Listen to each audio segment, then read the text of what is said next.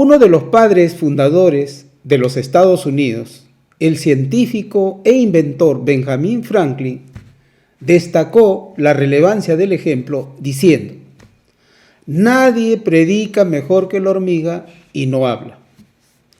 El proverbio inglés que dice: un buen ejemplo es el mejor sermón, enseña que para motivar, las palabras valen más que las palabras.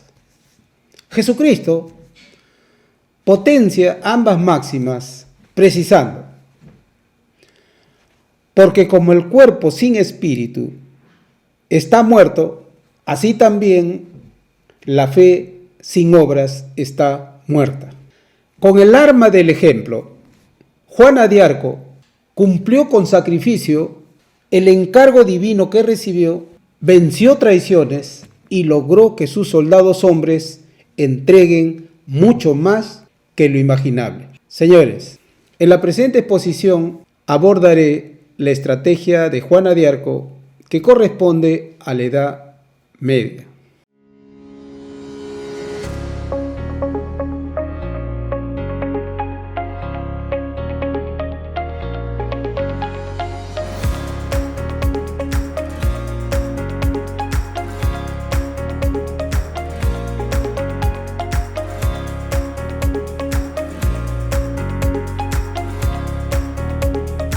Estrategias en el tiempo.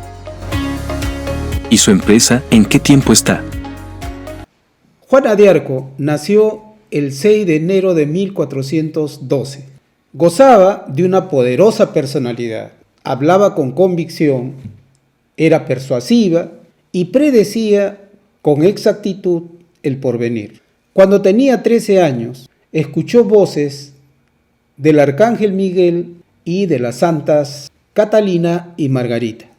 A fines del año 1428, aquellas voces divinas le encomendaron ayudar a Carlos VII a ser coronado como rey de Francia. Esta tarea solo sería posible si primero se liberaba Orleans. Esta ciudad estaba cercada por el ejército inglés desde octubre de 1428. En marzo de 1429, Juana de Arco convence al capitán Baudricourt para que le suministre tropas. El célebre capitán francés cedió a la bondad y firmeza de Juana de Arco y también porque ella había acertado pronosticando que los franceses serían derrotados en la batalla de Herrings. Recuerden que, como les dije, una de las virtudes de Juana de Arco es que era certera pronosticando el porvenir. Juana de Arco se vistió de soldado hombre y se dirigió hacia el rey Carlos VII para ofrecerle sus servicios guerreros. El rey fue cauto y no respondió de inmediato. Luego de algunas semanas y después de observar la fuerza de voluntad y carácter de Juana de Arco, accedió. En abril de 1429, Juana de Arco se dirigió a Orleans.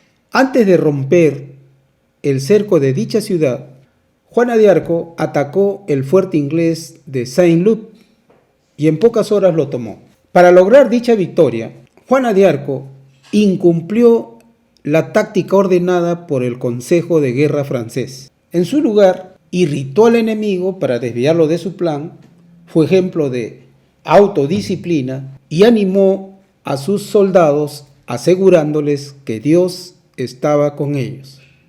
Su pie herido ni sus demás lesiones la doblegaron. Juana de Arco se arrancó la flecha, continuó y ganó la batalla de Les Tourelles. Al día siguiente, el 8 de mayo de 1429, rompió el sitio de Orleans.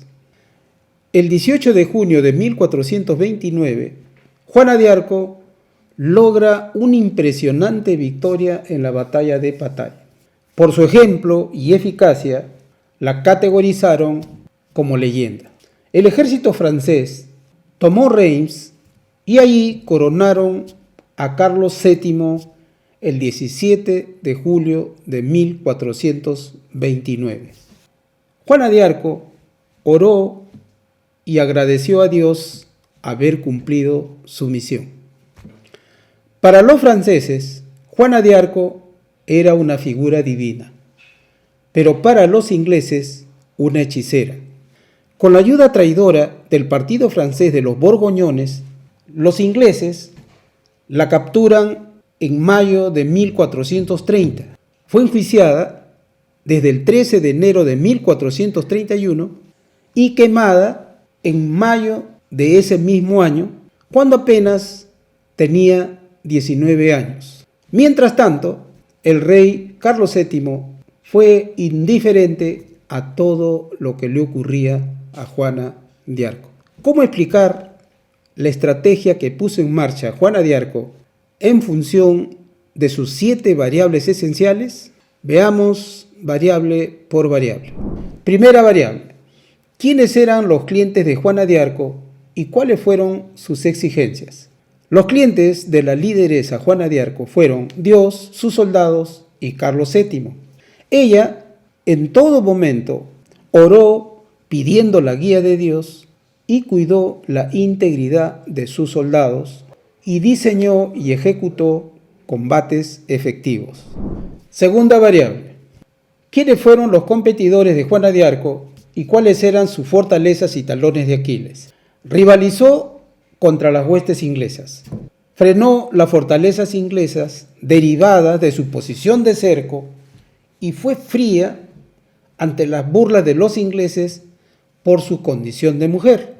Los talones de Aquiles de los ingleses fueron su baja preparación para responder a ataques imprevistos y la ineficaz motivación material de sus tropas. Tercera variable: ¿qué ventaja desarrolló o creó Juana de Arco? El espíritu de trascendencia de sus soldados fue una evidente ventaja diferencial. Cuarta variable: ¿cuáles eran las formas comunes de competir y cuál fue la estrategia de Juana de Arco? Los combates seguían una pauta formal y se sustentaban en la ventaja numérica. Juana de Arco rompió esa regla de juego. Desesperó al enemigo mediante misivas provocadoras y los desvió de su plan. Juana de Arco apostó por las estrategias de ataque, de desviación del enemigo y el ejercicio de liderazgo del tipo ojo al guía o el de mandar haciendo.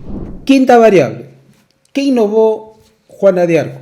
Innovó el hastío moral como arma para desorientar al enemigo, la motivación espiritual trascendente y la dirección de una tropa de hombres por una mujer y encima joven.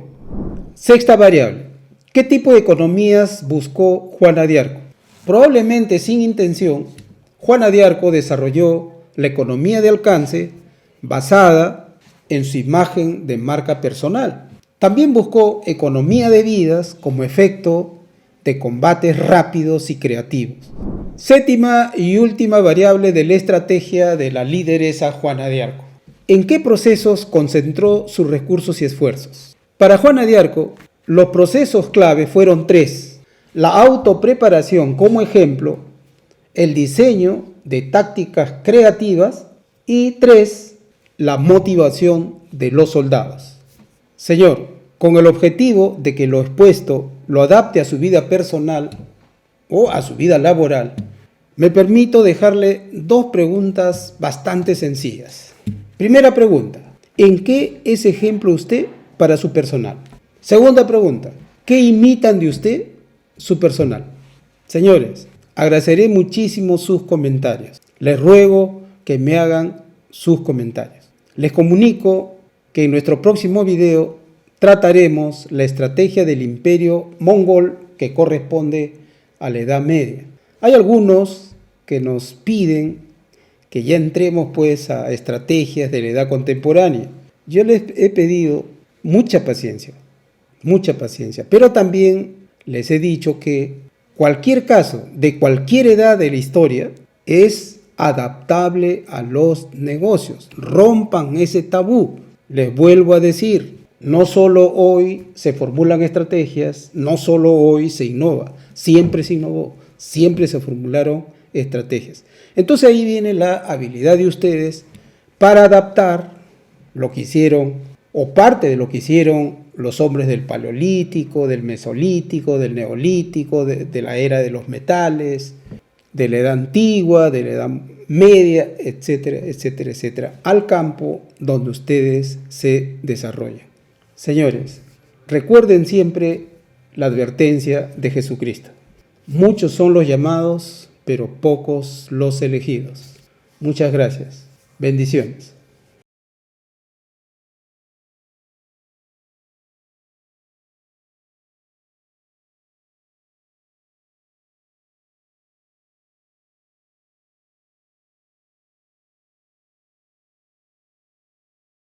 Les comunico que en nuestro próximo video trataremos la estrategia del imperio mongol que corresponde a la Edad Media.